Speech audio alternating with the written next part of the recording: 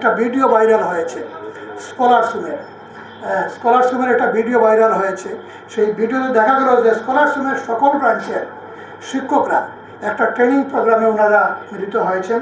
সেখানে আমাদের প্রতিনিধি প্রার্থী তিনি গিয়ে সেখানে বক্তব্য রেখেছেন, ভোট চেয়েছেন এবং উনি যাওয়ার পরে কর্তৃপক্ষকে ওই অংশগ্রহণকারীদের মধ্য থেকে একজন প্রশ্ন করেছেন যে এটা তো আমরা কামনা করি নাই, আমাদেরকে বিতর্কিত করা হয়েছে।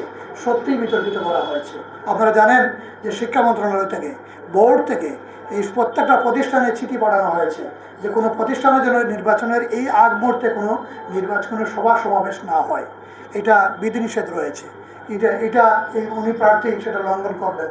দ্বিতীয় হলো যে এই প্রতিষ্ঠানের অনেক শিক্ষক, হয়তো কেউ প্রিসাইডিং অফিসার, কেউ সহকারী প্রিসাইডিং অফিসার, কেউ হয়তো পোলিং অফিসার দায়িত্ব পালন করবেন আগামী নির্বাচনে।